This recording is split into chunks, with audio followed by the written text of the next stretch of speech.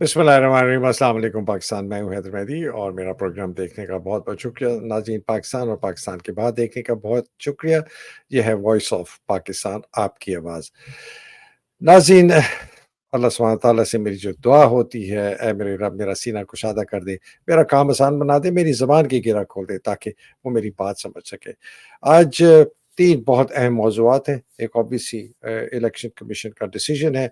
दूसरा जो कि खबरें आ रही हैं, वैसे तो बहुत गर्म बहुत अरसे से थी कि इलेक्शन होंगे नहीं होंगे, लेकिन अब ये खबरें आनी शुरू हो गई हैं कि शायद इसके अंदर नवाज़ शरीफ ने भी ओके दे दिया हो। और तीसरा को फ़ौज के अंदर कुछ तब्दीलियाँ हैं और उसके मुतालिक कुछ बात करेंगे जी। आज की दावत जनाब हस्ब ममूल द ग्रेट डॉक्टर ज़फ़र बंगे। Sir welcome to the programme. अस्सलाम वालेकुम। वालेकुम सलाम हैदर और मेरी तरफ से आपके नाज़रीन को भी सलाम। वालेकुम अस्सलाम सर, बहुत-बहुत शुक्रिया। Sir dive straight in. Election commission of Pakistan का 71 डेज़ 71 दिन के बाद महफूज फैसला आ गया और उन्होंने कहा है कि जी 20 दिन में पार्टी के इलेक्शन कराएँ, नहीं कराएँगे तो आपको बल्ले का निशान नहीं दिया जाएगा। सर। जी, बिस्मिल्लाहिर्रहमानिर्रहीम। देखिए, ये एक अजीब-सी कैफ़ियत है कि इलेक्शन कमीशन ऑफ पाकिस्तान ने आज के दिन पीटीआई को ये कहा कि जी आप लोग पार्टी के अंदर इंतख़ाबात कराएँ, वरना ये कि आपको आपका जो पार्टी का जो सिंबल है, बल्ले का निशान वो नहीं मिलेगा। हालाँकि बल्ले का निशान उनको तो ऑलरेडी मिल चुका है, अभी भी ये पीटीआई का सिंबल है और बैलेट पेपर्स पर भी ये प्रिंट हो चुका है। लेकिन ये एक अजीब-ओ-गरीब किस्म की बात है कि उन्होंने जो की है। इससे चंद सवालात उठते हैं और कुछ पहलू सामने आते हैं। पहली बात तो ये है कि पीटीआई के इलेक्शंस जो हैं जून 2022 में हुए थे, जो कि इलेक्शन कमीशन को कम्युनिकेट कर दिए गए थे। तो उनका जो आज का बयानिया है इलेक्शन कमीशन का, वो ये है कि जी आपने ये फॉर्म्स जो हैं वो सही तरीके से नहीं भरे हैं। एक तो ये बात। फिर वो कहते हैं कि जी आपको दोबारा आपको इंतखाबात कराने पड़ेंगे 20 दिन के अंदर-अंदर। इसके मैं 2 एस्पेक्ट्स आपके नाज़रीन के सामने रखना चाहता हूँ। पहली बात तो ये है कि क्या उन्होंने कुछ और पार्टीज़ को भी यही कहा है कि वो भी अपने इलेक्शंस कराएँ? हम तो देखते हैं कि जनाब नवाज़ शरीफ साहब जो हैं, वो तो अपनी पार्टी के ताहयात चेयरमैन हैं या सदर हैं या जो भी कोई ओहदा वो अपने वो कहते हैं उसको। उनको उनके तो कोई इंतखाबात नहीं हुए। क्या पीपल्स पार्टी में ऐसा कुछ हुआ है? क्या अ, फज़लु डीज़ल की पार्टी में कुछ ऐसा हुआ है? इन लोगों को तो इलेक्शन से कुछ पता ही नहीं है, ये तो सब मैनिपुलेटर्स हैं कि भई उनको किसी न किसी तरीके से इक़्तिदार में बिठा दिया जाए। लेकिन बहरकैफ़ इसको अगर हम अपनी जगह पे छोड़ें, इस बात की तरफ आते हैं कि अगर इलेक्शन कमीशन ने ये कहा है कि जी पीटीआई जो है 20 दिन के अंदर-अंदर इंतखाबात कराए, तो ज़ाहिर है कि इसका वो होगा क्या, तरीक़ाकार क्या होगा? पीटीआई को डिस्ट्रिक्ट लेवल पे, प्रोविंशियल लेवल पे, फेडरल लेवल पे मुख्तलिफ हलकों में जो है ना वो अ, इंतखाबात के लिए तैयारी करनी पड़ेगी, जलसे मुनक्किद करने पड़ेंगे, उनकी मीटिंग्स होंगी, तो ज़ाहिर है कि एक तहरीक उनकी चलेगी। तो ये तो उन्होंने इलेक्शन कमीशन ने ना चाहते हुए भी पीटीआई को अब जल से जुलूस तो नहीं लेकिन जलसे मुनक्किद करने का कह दिया है। अब देखते हैं कि क्या पुलिस जो है वो उनके जलसे मुनक्किद नहीं होने देगी, उन पर अटैक करेंगे, उनको पकड़ेगी कि जी आप जलसे नहीं कर सकते। तो वो जा सकते हैं इलेक्शन कमीशन के पास कि जी हम तो जलसे कराना चाहते हैं ताकि हम इंतखाबात कर लें। लेकिन यहाँ पर ये पुलिस जो है हमें अपने जलसे भी नहीं करने देती ताकि हम इंतखाबात करा सकें। तो ये लोग खुद ही जो हरकतें कर रहे हैं उसी में ये फँसते चले जा रहे हैं। जितनी भी इन्होंने कोशिशें की हैं कि जी किसी न किसी तरीके से पीटीआई को ये सिस्टम से हटा दें, लेकिन जो भी ये फैसला करते हैं, जो भी हुक्म जारी करते हैं, वो इन्हीं के मुँह पे आके पड़ जाता है। क्योंकि देखिए ना अभी तक यानी नवाज़ शरीफ तो दनदनाता फिर रहा है जहाँ जलसे करना चाहें, हालाँकि बड़ी सर एक एक इस पे नवाज शरीफ के आने से पहले एक इस पे एक जी, सवाल आपके है। सर एक जाविया है और बहुत स्ट्रॉन्ग जाविया है जो कि बड़ा जोर पकड़ रहा है, वो ये है कि अगर इलेक्शन होंगे तो फिर किसी तरीके से बल्ले का निशान पीटीआई को नहीं दिया जाएगा और ये जो काविश है ना जो की जा रही है یہ کاوش جو ہے یہ اس ضمن میں ایک قدم ہے کہ ان سے یہ بلے کا نشان لے لیا جائے، اس لیے کہ 20 دن میں جس طرح آپ نے کہا اس قسم کے انتخابات شاید یہ نہ کرا سکے، الیکشن سکیڈول جو ابھی جاری ہو گیا ہے دسمبر تک، اس کے اندر ان کی نامینیشنز نہ ہو سکے لوگوں کی، وغیرہ وغیرہ۔ دوسرا اسی کے ساتھ جڑا ہوا ہے کہ اگر الیکشن نہیں ہونے تو پھر یہ جو ہے نا الیکشن کی ان کی انٹرا پارٹی مان بھی لیں گے جس قسم کا بھی ہوا، اور ان کو بلے کا نشان دے دیں گے۔ پتہ ہے ان کو کہ آگے جا کے الیکشن نہیں ہونے، یہ ای سی پی کی طرف سے میں بات کر رہا ہوں۔ تو یہ بھی سر ذرا غور کریں کہ یہ ٹو پرونگڈ اسٹریٹجی ان کی ہے۔ جی سر۔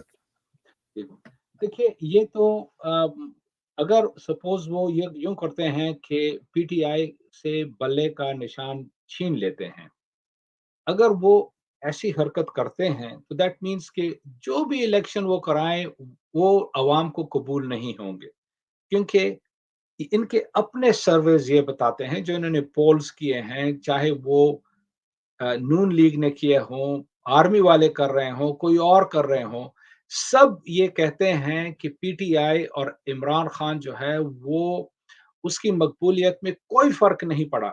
جتنے بھی یہ ہتھ کنڈے استعمال کر رہے ہیں ان کو کسی نہ کسی طریقے سے مائنس کر کے پولیٹیکل سسٹم سے وہ نہیں کر پا رہے۔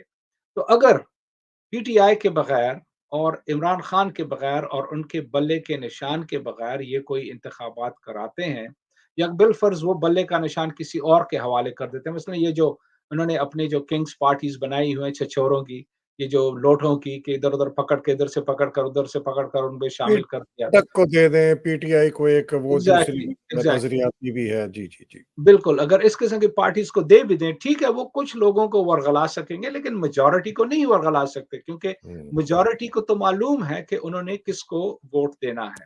اچھا، تو اس لحاظ سے وہ جو الیکشن ہوگا وہ بالکل بے معنی ہوگا، اسے کچھ حاصل نہیں ہوگا۔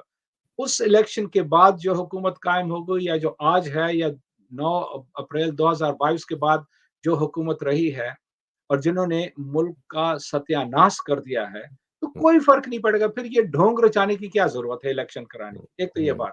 دوسری یہ کہ اگر وہ الیکشن نہیں کروانا چاہتے تو اس کے بھی نتائج بہت خطرناک نکلیں گے، کیونکہ الیکشن نہ کرانے سے ان کے لیے خود اور بھی مسائل کھڑے ہو جاتے ہیں۔ مثلاً آئی ایم ایف نے بھی کہا ہے کہ جی آپ کو الیکشن کرانے اگر ہم آپ کو پیسہ دیں گے، کچھ اور بھی، یعنی ایک جو جس کو انٹرنیشنل کمیونٹی کہتے ہیں، حالانکہ ان کو کوئی اس سے دلچسپی نہیں ہے کہ پاکستان میں کوئی جینوئن قسم کی حکومت قائم ہو، لیکن وہ چاہتے ہیں کہ ایک جو ہے نا ایک ریچول ان کو پورا کرنا ہے کہ ہاں بس الیکشن ہو گئے ہیں، یہ تو ان کا اندرونی معاملہ ہے کہ جو کچھ ہوتا ہے الیکشن میں دھاندلی ہوئی ہے، جو بھی کچھ ہوا وہ تو ان کا اپنا اندرونی معاملہ ہے، وہ خود ہی اس کو نمٹائیں۔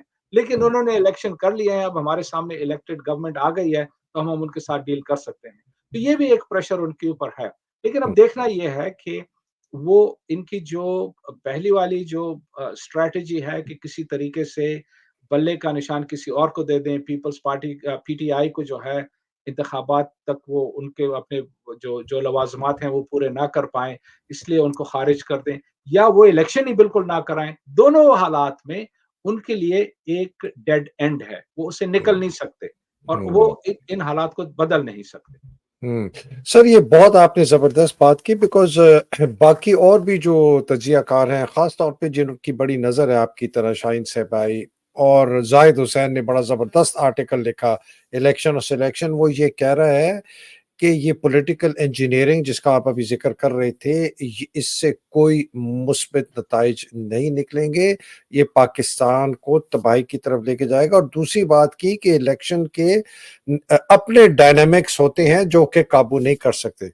سر ایک چھوٹی سی بات میں آپ کی خدمت میں پیش کرنا چاہتا ہوں کہ 16 ممبر ایکسپورٹ ایڈوائزری کاؤنسل بنائی گئی ہے، جس کے اندر 16 کے 16 ٹیکسٹائل انڈسٹری سے ہیں اچھے لوگ، بڑے بڑے جائنٹس ہیں، انٹرلوپ کا ذوالقرنین ہے، مصدق ذوالقرنین، اور آرٹسٹک ملنر، اور یو ایس ایکسپورٹ جو ہے والی ہماری۔ لیکن اس سے سوچ کا فقدان پتہ چلتا ہے یہ عاصم منیر اور اس کے ٹٹوؤں کا، بیکاز انہوں نے ہی بنوائی ہے، یہ کاکڑ کے تو باپ کو بھی نہیں پتا ہوگا۔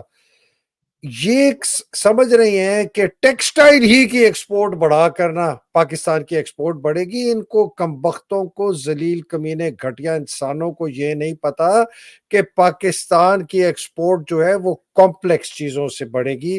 مطلب this actually shows the extent of the intellectual famine. ان کے دماغی جو فیمن ہے نا، کہ اتنا ان کو پتہ ہی نہیں ہے. 16 ٹیکسٹائل کے تھا، وہ مرات اپنے لے لیں گے، وہ سبسڈیز اپنے لے لیں گے، وہ ٹیکس بریکس اپنے لے لیں گے، وہ اپنی مشینری کے پوائنٹ کے لیے انہوں نے اپنا دھندا چلانا ہے اور منافع کرنا ہے. سر بالکل، یہ جو آپ نے فرمایا نا کہ ان لوگوں، یہ تو بالکل ہی جو ہے نا عقل کے کورے ہیں. یعنی یہ لوگ جو آرمی کے جو لوگ ہیں، یا عاصم منیر اور اس کے چند جرنیل جو ادھر جو سمجھتے ہیں کہ یہ عقل کل ہیں، ان کو کچھ بھی نہیں پتا کہ جناب اکانومی کو کیسے رن کرتے ہیں. وہ اپنے پروفیشن کو صحیح نہیں رن کر سکتے تو اکانومی کو کیسے رن کریں گے؟ اور جیسے آپ نے فرمایا کہ اگر وہ سمجھتے ہیں کہ صرف ٹیکسٹائل ہی جو ہیں جو پاکستان کو لے کے جائیں گے، ارے بھائی پاکستان کے ایکسپورٹس اور ایریاز میں، پاکستان کا مثلا آئی ٹی میں بہت بڑا پوٹینشیل ہے. اب آپ کے ناظرین کے علم میں ہوگا کہ انڈیا $50 بلین سے زیادہ اینول انکم کماتا ہے اپنے آئی ٹی سیکٹر سے. پاکستان 5 بلین بھی مشکل سے کما رہا تھا جب عمران خان کی حکومت تھی. اب تو وہ بھی بٹھا بیٹھ گیا ہے ان لوگوں کا. تو ان لوگوں کو سمجھ کیوں نہیں آتی کہ صرف ٹیکسٹائل سے ہی ملک نہیں چلتا. جیسے آپ نے فرمایا ٹیکسٹائل، یہ جو مگر مچھ ہیں، انہوں نے تو اپنے مراعات لے لینے ہیں. انہوں نے تو کہا ہے کہ جی ہمیں ایکسپورٹ سبسڈیز ملے. یہ کہیں کہ جی ہم مشینری امپورٹ کر رہے ہیں تو اس کے لیے ہمیں فنڈز چاہیے، ہمیں فورن ایکسچینج چاہیے. اس طریقے سے وہ ملک کا پیسہ چوز کر، فورن ایکسچینج چوز کر، تو وہ اپنی دکان چمکائیں گے. اور جب اب حالات ٹھیک نہیں ہوں گے تو کہیں اور چلے جائیں گے. انہوں نے دیکھے نا پاکستان کے بہت سارے ٹیکسٹائل ملز کے جو اونرز ہیں، وہ جا کر انہوں نے اپنی ملز بنگلہ دیش میں اسٹیبلش کر لی ہیں، جا کر ویتنام میں کر لی ہیں، فلپینز میں کر لی ہیں. پاکستان سے تو سب چلے گئے کیونکہ وہاں پر ان کو نہ تو بجلی میسر ہوتی ہے، نہ یعنی جو حالات ہیں، ایکسپورٹ سب ٹھپ ہو گئی ہے. یعنی مجھے خود لوگوں نے بتایا جو فیصل آباد کے جو مل اونرز ہیں کہ جی وہ اپنے ملز کیسے چلائیں جب را مٹیریل ہی اویلیبل نہیں ہے، جب لیبر بیچارے ان کو لے آف کرنی پڑی کیونکہ وہ افورڈ نہیں کر سکتے تھے ان کے. یعنی یہ تو حالت ہے. تو اس سے صاف ظاہر ہوتا ہے کہ یہ جو عاصم منیر اور اس کے جو چند اس کے آس پاس جو جرنیل ہیں، ان کی نہ تو عقل ہے، نہ یہ سمجھنا چاہتے ہیں. یہ سمجھتے ہیں کہ بس ہر ایک چیز ہم نے ڈنڈے کے زور سے کرنا ہے اور بس وہ کرتے رہیں گے. یعنی تو یہ ایک سر عجیب غریب قسم کی کیفیت ایک سوال پیدا ہوتا ہے اس ڈنڈے کے زور سے کہ یہ جو پولیٹیکل انجینئرنگ کی کوشش کی جا رہی ہے، نواز شریف کو واپس لایا جا رہا ہے. ایک خبر جو ہے میں نے شروع میں کہا کہ نواز شریف بھاگنے کی کوشش کر رہا ہے. یہ واقعی عاصم منیر اور اس کے ساتھ جو 2-3 جرنیل ہیں جن کو بھی وہ کنسلٹ کرتا ہوگا، ان کو واقعی سمجھ نہیں آ رہی کہ جو ساری دنیا کے سامنے عیاں ہیں کہ پاکستان ایک ٹرین ریک کی طرف جا رہا ہے.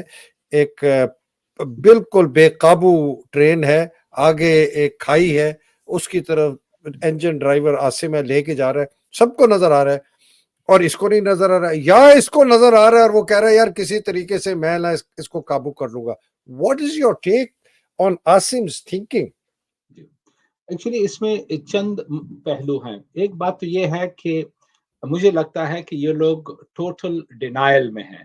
ڈینائل ان دا سینس کہ وہ کہتے ہیں کہ نہیں جی ہم یہ جو ہے ہم کھائی میں نہیں جا رہے ہیں، ٹرین ریک نہیں ہونے والا. یہ ویسے لوگ جو ہے نا افواہیں پھیلا رہے ہیں، یہ ہمارے مخالف ہیں، مخالفین ہیں وغیرہ، اس لیے اس قسم کی باتیں کر رہے ہیں. ایک تو یہ سوچ مجھے لگتا ہے کہ وہاں پر رائج ہے. اور دوسرا یہ ہے کہ انفارچونیٹلی ان لوگوں میں یہ وہ ہے مائنڈ سیٹ پھیلا ہوا ہے کہ جی ٹھیک ہے پہلے حالات ہمیں وہ ریزلٹس نہیں ملے لیکن اس مرتبہ ہم مختلف ریزلٹس حاصل کر لیں گے. یعنی اس کے متعلق آئنسٹائن نے کہا تھا کہ اگر آپ کوئی ایکسپیریمنٹ کریں اور اس کا صحیح رزلٹ آپ کو متوقع ہے وہ نہ نکلے، اگر آپ دوبارہ وہی ایکسپیریمنٹ کریں گے تو کوئی مختلف ریزلٹ نہیں نکلے گا، ریزلٹ وہی نکلے گا. انہی انگریڈینٹ سے اگر اسی Exactly. طریقے سے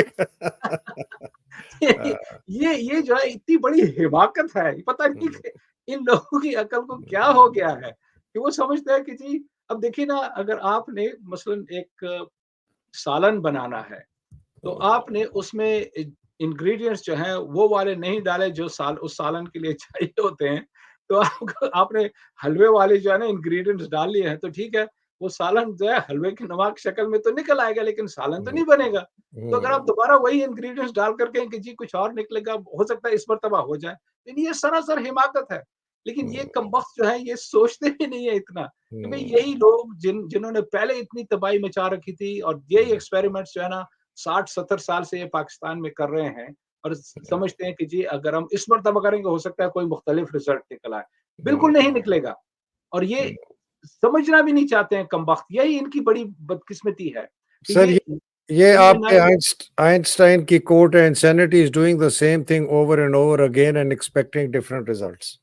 اس نے تو انسینٹی تک پہنچا دیا ہے اس کو۔ بالکل یہ تو جو ہے نا انسین لوگ ہیں، پاگل لوگ ہیں اور وہ انفارچونیٹلی ملک کو تباہ کر رہے ہیں۔ یہ تو یہ جو لوگ ہیں ان کے اپنے تو مطلب ہے کہ ٹھیک ہے یہ اپنے مفادات کو تو وہ پروٹیکٹ کر رہے ہیں لیکن جو نقصان ملک کو پہنچا رہے ہیں، جو عوام پر مظالم ڈھا رہے ہیں، جو عوام کے ساتھ زیادتیاں ہو رہی ہیں، عام لوگوں کو بھوکا مارا جا رہا ہے، ان کو ہوں، اس بات کا احساس ہی نہیں ہے۔ ہوں۔ اچھا تو so you think they are in denial, یہ سمجھتے ہیں کہ ہم قابو کر لیں گے؟ پچھلے والے جو بیوقوف تھے جرنیل 4 جو آئے تھے جنہوں نے ملک پہ مارشل لاء لگایا، میں ان سے زیادہ بہتر ہوں، زیادہ ہوشیار ہوں، مجھے زیادہ پتہ ہے، میری چلاکیاں بڑی زبردست ہیں، میں نے مارشل لاء نہیں لگایا لیکن پیچھے سے بیٹھ کے میں نے ISI کو استعمال کر کے جو 30,000 لوگوں کو قید کیے، ماؤں بہنوں بیٹیوں کو میں نے جو اتحاد کیا، اس سے میں قابو کر لوں گا، پیسہ آ جائے گا، معیشت ٹھیک ہو جائے گی، لوگ چپ کر جائیں گے، لوگوں کو صرف روزی سے۔ یہ بیسکلی اس کی اسسمنٹ۔ سر ایک مراد سعید نے نا ایک ایسی بات کی، میرا دل دہل گیا۔ وہ کہتا ہے کہ ہم تاریخ میں پڑھتے تھے کہ ہندوؤں اور سکھوں نے ہماری عورتوں کی عزتیں لوٹی اور ان کے ساتھ زیادتیاں کی۔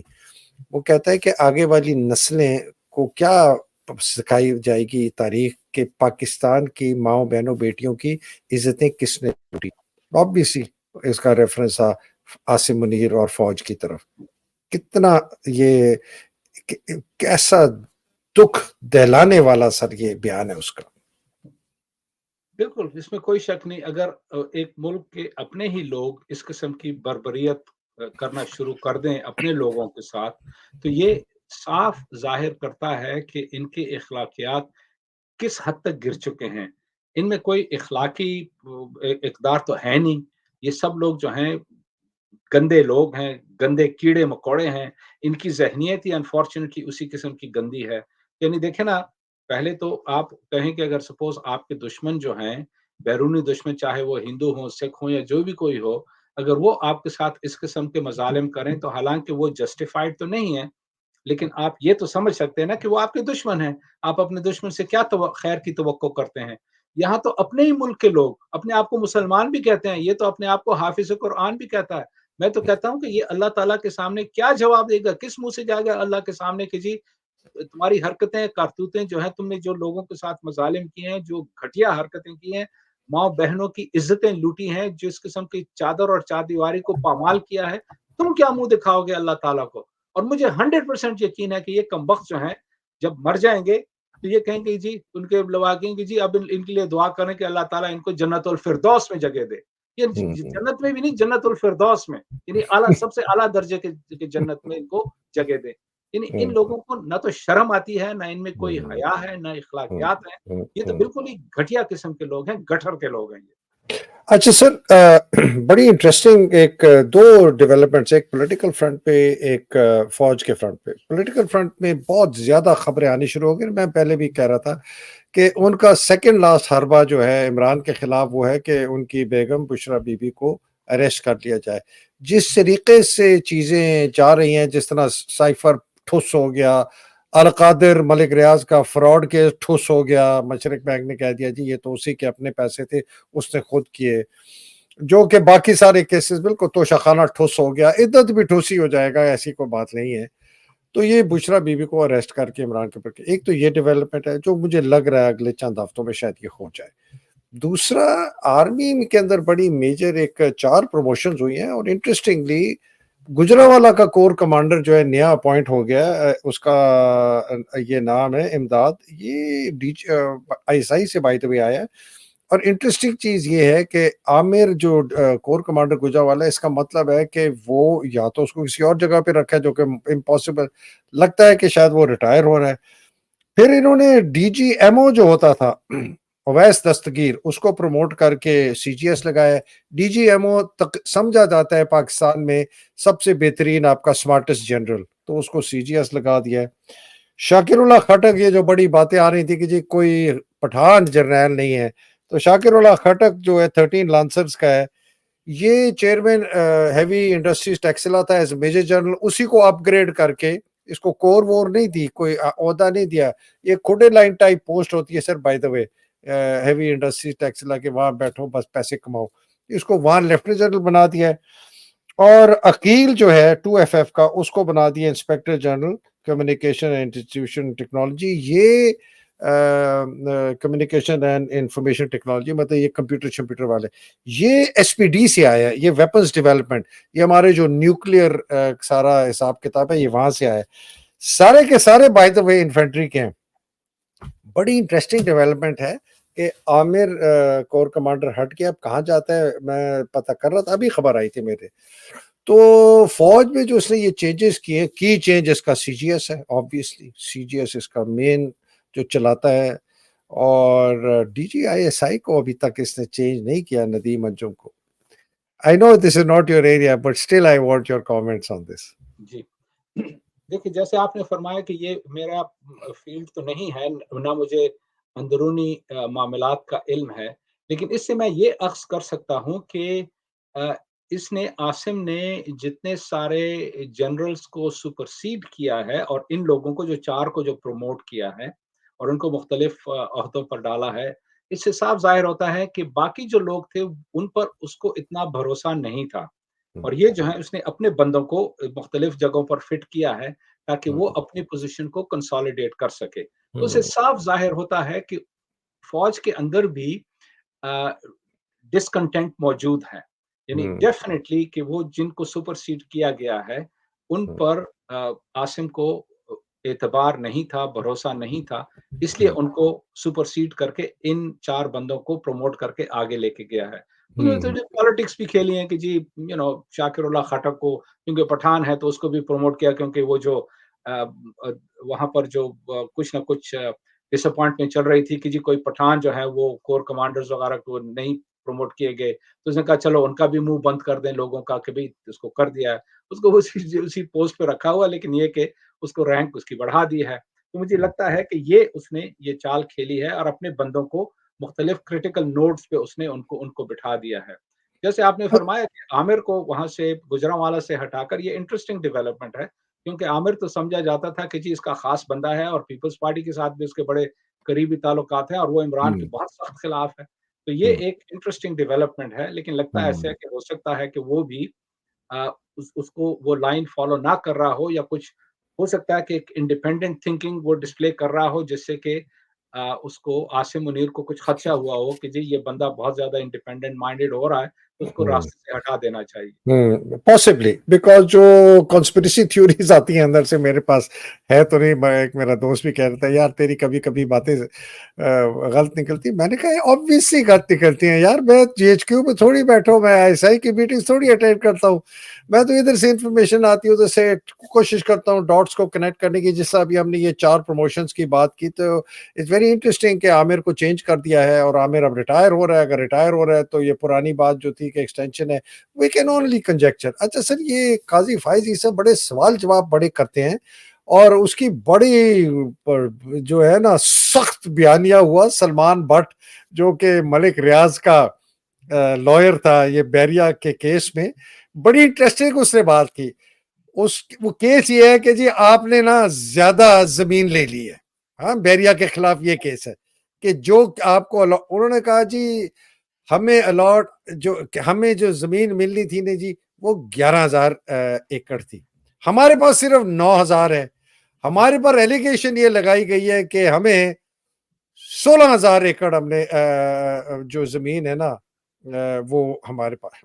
تو یہ بڑی انٹرسٹنگ یہ بات کرتا ہے اپنا اس کا سلمان بٹ. میں sorry, let me just get my facts correct.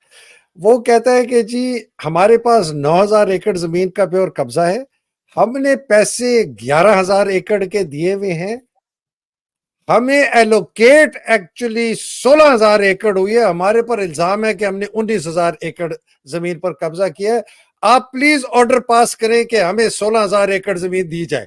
ٹھیک ہے, قاضی بھائی سے کہتا ہے میں نہیں پاس کروں گا. انہوں نے کہا جی یہ آپ کا آرڈر ہے. اس نے ایسے اس کو الجھایا ہے, اس نے کہا جی وہ جو کہتے ہیں نا کہ یہ میری گھر جو ہے یہ جی 10 کروڑ کا نہیں ہے, یہ 5 کروڑ کا ہے, تو آپ کو میں کہتا ہوں اچھا مجھے 5 کروڑ میں بیچ دو, ٹھیک ہے نا, اگر تم کہتے ہو یہ.